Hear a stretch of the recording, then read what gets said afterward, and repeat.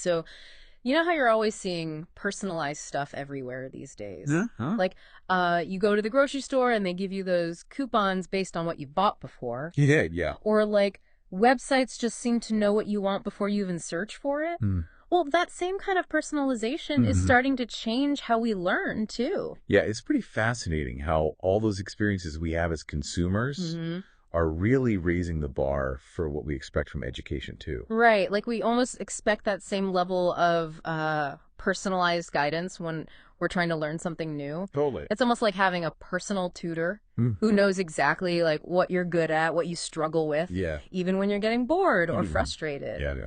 So today we're going to do a deep dive into this whole world of personalized learning. Okay. And we're going to be looking at it through the lens of this chapter 10 of this book. It's a really in-depth look at how personalized learning is, kind of shaking things up in education. Yeah, this chapter is like a treasure trove of information. But one of the things that really stood out to me was just how many different ways personalized learning can adapt to each person's needs. Okay. I mean, it goes way beyond just like having separate tracks for beginners. Right. Versus people who already know a lot about the topic. Right. So it's not just about the content itself, but like the whole learning process is tailored. Exactly. Exactly. Okay. So is there like actual evidence that this personalized approach actually helps people learn better? Yeah, actually the research on that is pretty convincing. Okay. One study found that it can actually increase knowledge retention by up to 20%. Wow, 20%. Yeah, compared to learning environments that are more static. Okay, so it's not just about memorizing facts, but actually understanding. Right, and being able to apply what you're learning. Okay, that makes sense. So how does this personalized magic actually work? Right. What's going on behind the scenes? Well, it all starts with data. Okay. Personalized learning systems use a combination of static data and dynamic data to build a profile of each learner. Got it. Static data is stuff like your demographics, your background, your prior knowledge. Okay, so things that don't really change. Right, exactly. And sometimes it can even include things like your job role or even your military rank. Okay. If it's relevant to what you're learning. So it's like the system is trying to get a baseline understanding of you exactly as a learner before it even starts personalizing anything. Right, exactly. Okay, got it. So what about dynamic data? Okay, so dynamic data is where things get really interesting. Okay. This is information that's gathered in real time as you interact with the system. Okay. You can kind of think of it as your learning fingerprint. Your learning fingerprint. Okay. Yeah. So the system keeps track of things like your performance on quizzes, how you approach different exercises, and even how you navigate simulations. Wait, hold on. So it can track how I approach a problem. Like it's actually watching how I'm thinking and learning. Yeah, basically. That's incredible. Yeah. And some systems are even taking it a step further by incorporating sensor data. Sensor data? Like what kind of sensors? So things like skin conductivity and heart rate variability. These can actually give clues about your emotional state while you're learning. So like if I'm stressed or bored. Yeah, or confused. The system can pick up on that. Exactly. And then adjust accordingly. Okay, so hold on. How does the system know if I'm stressed because of like a tough problem? Right. Or because something's going on in my life outside of the learning environment? That's a really great question. Yeah. And it's actually an area of active research. Okay. The system has to be able to, filter out irrelevant noise right. and really focus on the signal that are actually related to, what's happening in your brain and how you're feeling about the learning. So it's still a work in progress, but it's pretty amazing what they're doing. Yeah, absolutely. Okay, so with all this data being collected, how does the system actually make sense of it all? Right. Well, that's where the magic of data analysis comes in. Okay. The system processes all this information to estimate how well you've mastered different concepts. Okay. Identify any knowledge gaps you might have, and even correct any misconceptions that you might have picked up along the way. Okay, so it's not just delivering content, it's like analyzing your performance. Exactly. And making sure you're actually learning. Right. Okay, but what about like lucky guesses? Or trial and error learning. That doesn't necessarily mean I understand something, right? You're absolutely right. That's why mastery estimation is so complex. Okay. Systems have to be able to account for those variations in how people learn. Yeah. Some systems even let learners see. Okay. And even modify their own mastery estimations. Wait, so I can argue with the system about how well I know something?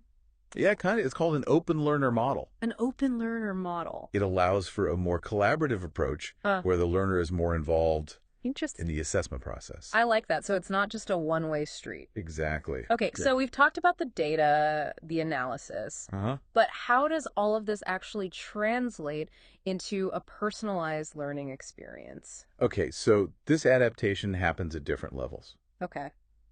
We can call them micro, macro, and meta. Micro, macro, and meta. Okay. At the micro level, adjustments are happening within a single problem or exercise or simulation.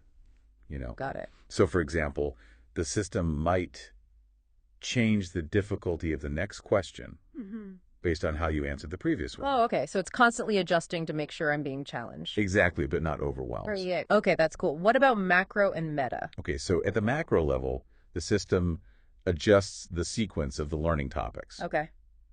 So imagine it like repeating challenging concepts. Yeah. Skipping over material that you've already mastered. Or even changing the order in which topics are presented. So it's like having a personalized curriculum. Exactly. That evolves with you. Yeah. That's amazing. Okay, so what about the meta level? Okay, so this is where the system goes beyond adapting what's happening within a single course. Okay.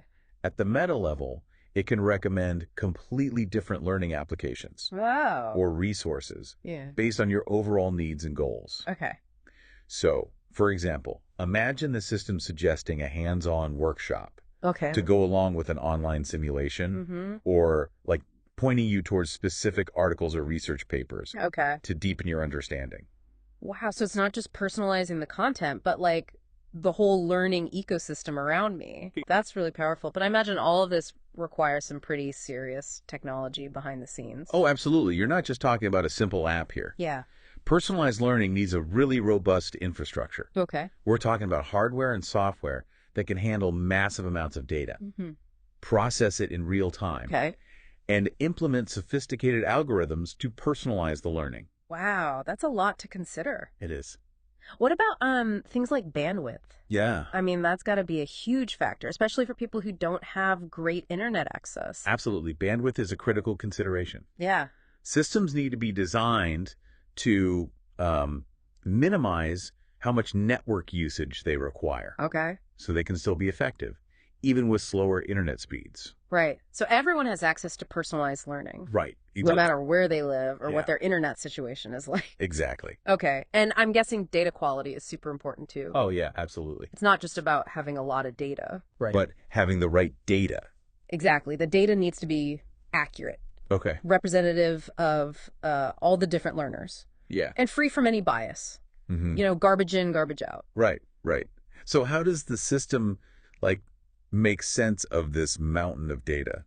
Well, machine learning plays a huge role. Okay. It's used to predict the best learning paths, identify content that might be outdated, and constantly adapt the learning based on the data it's gathering. Wow, it's like having a tireless brain working behind the scenes. Yeah, basically. To optimize the learning for each person. Exactly. That's pretty amazing. But with all this talk about data and algorithms, I have to wonder, how practical is it to implement personalized learning on a large scale?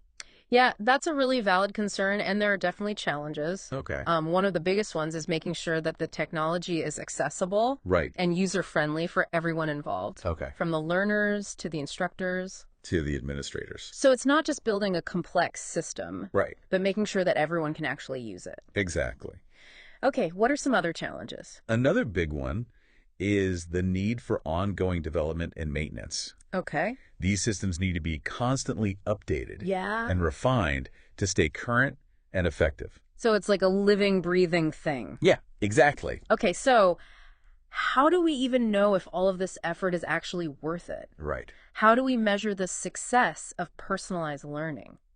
That's a great question. And it's something that researchers and educators are actively working on. Okay. There are several key things to consider. Okay. First, does the system actually provide different experiences Yeah. to meet different needs. Right. Is it truly personalized, or is it just offering like slight variations on the same thing? Right. The personalization has to be meaningful. Exactly. I don't. We also need to look at learning outcomes. Okay. Does the system actually improve knowledge mastery, retention? You know, how much people remember, and maybe even speed up the learning process. So it's about making people learn better and faster. Right, exactly. Okay, so what about the learner's actual experience? Yeah. Is that important too? Absolutely. We can't just focus on like the hard skills. Right. We need to consider things like engagement and motivation. Okay. Does the system make people more excited about learning? Yeah. Does it create a more positive attitude? Okay. Does it make learning feel more relevant? Got it. And personally meaningful? So it sounds like measuring the success of personalized learning Yeah. requires looking at the whole picture. Exactly. Both the tangible outcomes and the intangible aspects of Yeah. the experience. Yeah. Okay, so what about cost? Right. Does that play a role in determining success? Absolutely. We have to be practical, right? Yeah. Is personalized learning actually cost-effective to develop, operate, and maintain? You know, we need to weigh those benefits against the realities of budgets and resources. Yeah, to make sure these systems are actually sustainable. Exactly. Okay, so it sounds like personalized learning Yeah, is this complex thing with a lot of different pieces. it is. It's exciting to see the potential, but there are definitely challenges as Yeah. it continues to evolve. Absolutely. It's a really fascinating area. It is. It's still in its early stages, but it has the potential to completely change how we learn and teach. Yeah, It's an exciting field to watch. for sure. I can't wait to see how it keeps developing. Yeah, I think we're just scratching the surface of what's possible. I agree. Okay, so I think we've covered a lot of ground in this first part of our deep dive into personalized learning. Yeah, yeah. We talked about the foundation of personalized learning, Right. how it uses data and adapts to individual needs.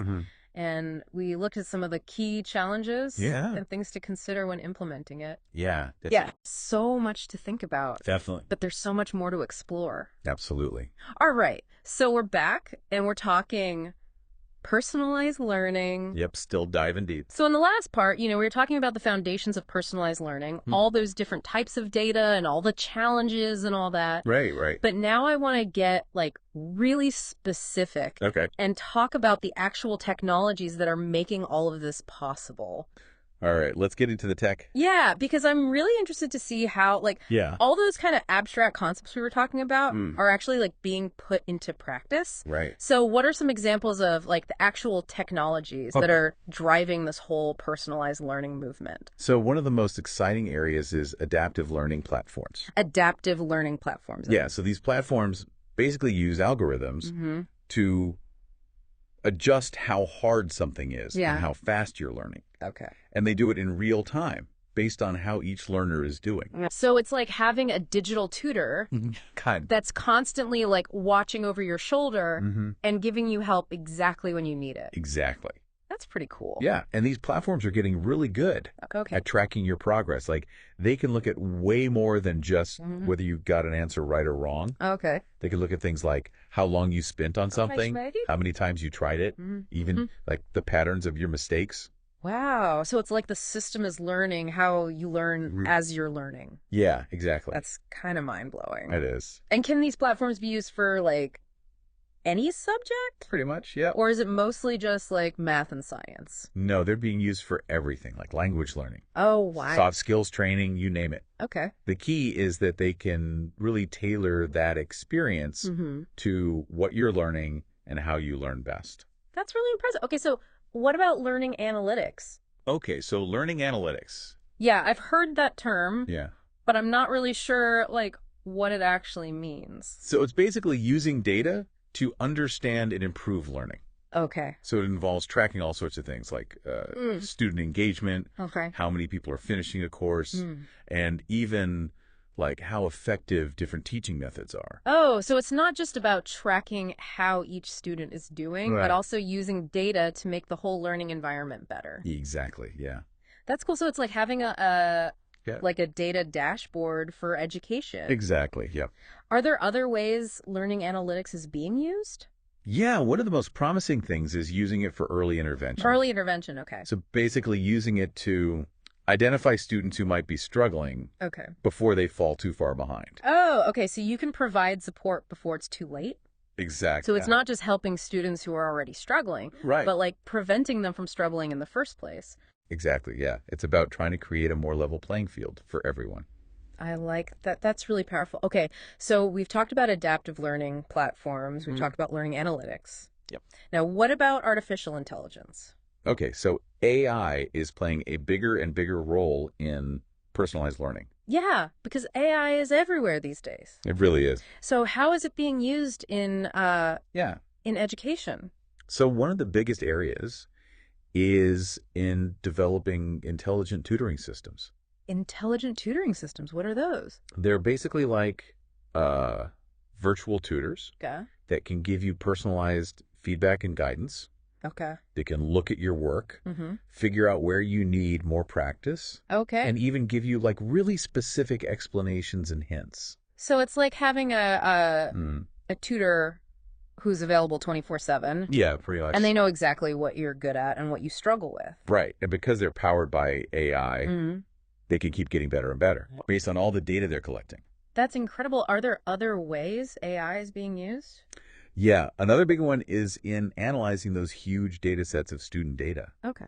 You know, AI algorithms can spot patterns and insights that humans might miss. Okay. Which helps us understand, like, how people learn best. Yeah. And what helps them succeed. So it's like having a superpowered research assistant. Yeah, kind of. Who can just like crunch through all that data and find those hidden connections. Right, exactly. That's amazing. Yeah, it's helping us move away from just relying on intuition. Okay. And towards a more data-driven approach to education. That's cool. Okay, so we've got adaptive platforms, we've got learning analytics, we've got AI, all working together to create this personalized experience. Right. So I have to wonder, like, how does all this technology affect the teacher? That's a really important question. Yeah. Because some people worry that technology is going to replace teachers. Right. But that's not the case at all. Right. In fact, the teacher's role becomes even more important in a personalized environment. Really? How so? So instead of being the sage on the stage, just delivering information, the teacher becomes more of a facilitator, a guide, a mentor. Okay. They're still responsible for like setting learning goals and designing the overall experience. Yeah. But their role shifts more towards guiding students through their individual journeys. So it's more about creating a personalized learning environment. Right. And then supporting students as they like navigate that environment. Exactly. Okay, so what kind of skills do teachers need to be successful in this kind of environment? Well, they definitely need to be comfortable with technology. Okay. And able to use data to make decisions. Right. But they also need strong people skills. Yeah. You know, to build relationships with students and create a supportive learning environment. So it's not just about the tech stuff. Right. But also about those like human qualities that make a good teacher. Exactly. And that's what makes personalized learning so exciting to me. Yeah. It's not about replacing teachers with machines. Right. It's about using technology to help teachers be even better. I like that. That's a great point. So we've talked about the tech, we've talked about the teacher. Now, what about the learner? Right. What can they do to make the most of personalized learning? That's a great question. And it's one we're going to dig into in the next part. Oh, okay. We're going to focus on the learner's perspective. Okay. And how they can really shape their own learning. Awesome. Looking forward to that. Yeah. So let's recap what we've learned so far. All right. We started by talking about the foundations of personalized learning. Yep.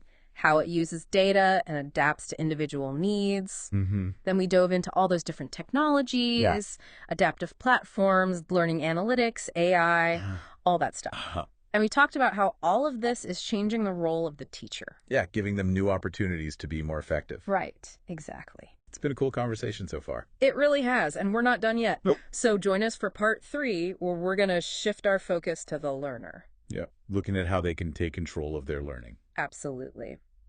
All right, so we're back. Back again. And we've talked about all the foundations of personalized learning, all the cool technology behind it. But now I want to talk about, like, you, the learner. Right. Because at the end of the day, personalized learning is all about empowering you. It is. It really is all about giving learners more control over their own learning. Exactly. So how can learners actually make the most of these personalized experiences Right. and really shape their own learning journeys? That's the big question. Yeah, because it's easy to get caught up in all the tech and forget that learning is still like a human thing. Absolutely.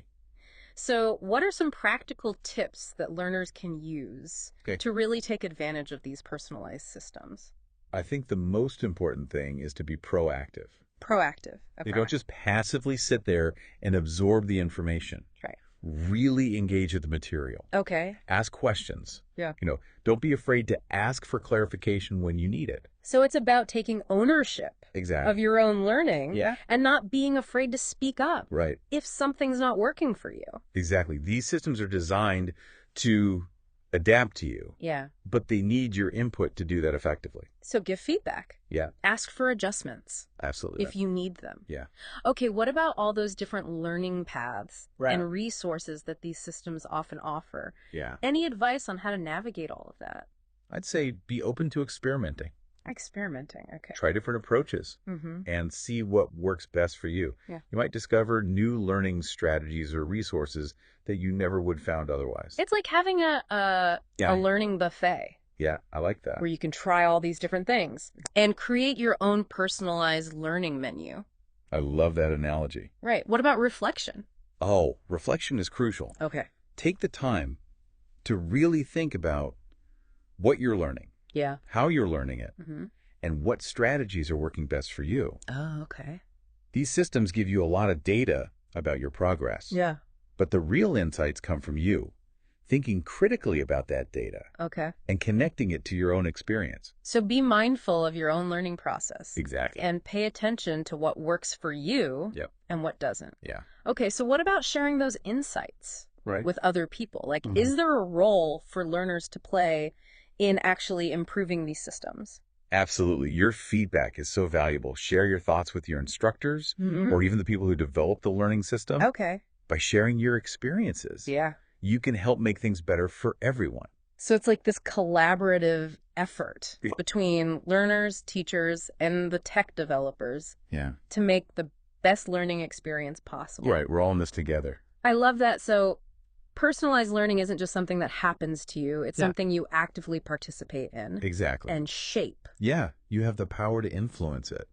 I think that's a really powerful message. It is. So as these technologies keep evolving, I imagine we'll see even more opportunities for learners to really personalize their learning and achieve their goals. Absolutely. The future of learning is really exciting. It is. It's been a great conversation. It has. Thanks so much for joining us. My pleasure. For this deep dive into personalized learning. Yeah, thanks for having me.